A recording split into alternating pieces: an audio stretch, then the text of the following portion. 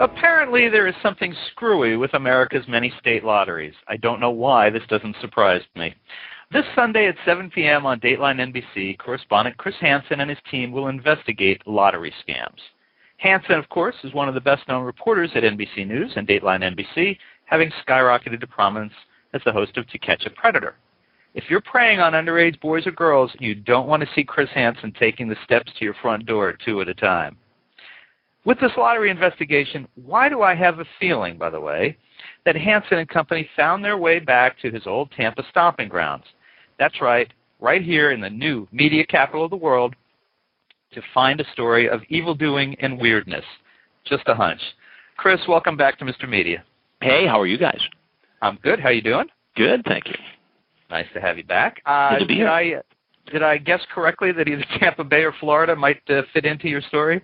Actually, it could be going on down there, but we don't know because a lot of states don't do this type of investigation. We focus actually on California, which sensed a problem back in about 2007 with retailers and clerks potentially ripping off lottery winners. And one of the cases went something like this. A guy has a winning ticket in a big jackpot. He goes to the place where he bought it. He scans the ticket. It says "See Clerk," gives it to the clerk. Now, this is a guy he talks to virtually every day. Clerk says, "Yeah, you're a big winner. $4. Here you go." Well, it turns out that ticket was actually for $530,000. They caught the clerk. The right guy got the money. But California started getting proactive. So part of what you'll see Sunday night is an investigation where, and we go along too, the undercover investigator goes in with a ticket that's a known $1,000 winner with a couple other losers. They say, "Hey, do me a favor, scan this for me." And usually in about 10% of the cases, the clerk will say, "No winners here," or "Yeah, here's a $2 winner," and try to keep the $1,000 ticket. Now, I have got all this on hidden camera. So I go back and confront the clerks and the retailers who do this. And we essentially catch them red-handed. And they've been very proactive, and they've seen, this problem sort of subside a little bit. But the big question is, what is going on in all these other states which are not doing investigations like this? Yeah, but Chris, is this a one-off thing that just keeps happening because they get away with it, or is this an organized effort? I think it could be both. I mean, I think there have been cases that we've been aware of where, somebody may own multiple stores, and this might be going on in a large scale. I mean, the vast majority of lottery retailers, are honest. They do the right thing. There is integrity in the system when it comes to drawing the numbers, and the lottery commissions across the country take great pains to make sure there is. But for instance, we checked some records in New York, New Jersey, Pennsylvania, Illinois, and found that some of the most prolific winners were either lottery retailers or employees. There's a place in Illinois where 4 employees and 5 relatives cashed in 556 winning tickets totaling $1.6 million. Now, maybe they're just very lucky. Maybe they just play the game a lot. That's possible. But maybe there's something else going on. And that's what we talk about on Sunday night. But I have to ask you, Chris, I mean, $1.6 million, I mean, it's a lot of money to individuals. But, I mean, in the space that, Chris Hansen and Dateline NBC cover, how do lottery scams like this rise to, your attention? Well, they rise to my attention because Americans spend $60 billion with a B on lottery tickets every year. States rake in $18 billion in profits. It's a lot of money. And people, even though the odds are against winning, want to know and demand to know that the odds should be the same for everyone. And there are people out there ripping folks off. And I think that's a big story, and it's a story everybody can relate to. Do that many people rely on the machines to tell them how much they won, or do they? That's a great question. I've never been a huge lottery player. If I see Powerball get up to $240 million, I'll get some tickets, and I always check on myself, in the newspaper or online. But I didn't realize how many folks have the clerks check them for them, and it's a very popular way to do it. Now, lotteries across the country are starting to come out with machines where you can scan them yourself. And it won't just say "See Clerk" or "You're a winner." It'll say exactly what you want. And again, people can protect themselves from this by checking their own lottery tickets. But it is a very popular way to figure out if you want to hand the tickets over and have the clerk check them while you go about your business and go shopping. And that's exactly the scenario that we witnessed in California.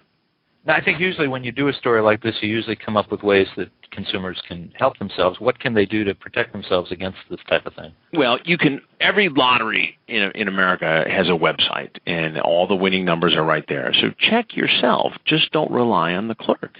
And again, I don't want to make it sound like every clerk in America is dirty, because that's not the case. The vast majority do the right thing, and we show them doing the right thing. But you got to protect yourself by checking the tickets on your own, and that way you take any mystery out of the system. Now, somehow your reports tie into a segment in which Donald Trump and Tiki Barber play a part in returning millions of dollars to people.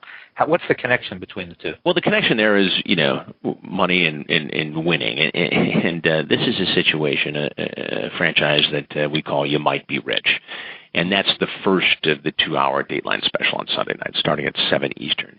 And basically, a Dateline team went out and found people who had a lot of money coming to them. And this is money they didn't know about, whether it was an inheritance they weren't aware of, whether it was a bank account a relative had their name on, or whether it was, 10 shares of IBM stock that they got in 1959 when they were born. Whatever it is, that money, ended up being substantial.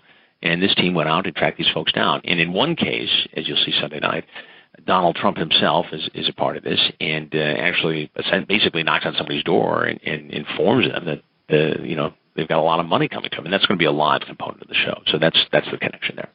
Now, conveniently, this 2-hour Dateline feeds into Celebrity Apprentice at 9. So here's what I really need to know, Chris. Are you secretly hoping that Trump will invite you to be a participant on next year's Apprentice? Because I got to tell you, I can definitely see you selling hot dogs on the street or planning a wedding. I can predict without fear of contradiction that won't happen. It's a great show. Great show. Donald's a great guy, but I've got my day job. All right. Now, I imagine that there are people who see Chris Hansen reporting on lottery schemes at a time, when the public is worried about swine flu, and they wonder why you're wasting your time on something this lightweight. But I'm guessing that that's because things like this have to be in the works for a period of time. Well, I certainly wouldn't call it a waste. I mean, I think it's a very important story. We're also looking at swine flu. We also just finished up a 3-hour investigation into the financial fiasco. We spent a year, investigating the mortgage meltdown and talking to whistleblowers and insiders, and we explored the debt crisis and the scams being perpetrated on folks in these very difficult economic times. So, this is just one of the repertoire. All right, and you're definitely not going to be on Celebrity Apprentice. You I think you can count me out on that. Yeah. All right. Well, folks, you can catch Dateline NBC's 2-hour investigative report on lottery scams on Sunday, May 3rd at 7 p.m. on Dateline NBC. And Chris, thanks so much for joining us. My pleasure. Today. Come back at any time. You're a good Absolutely. sport. I sure will. Thanks, Chris. Thank you. Bye now. Bye-bye.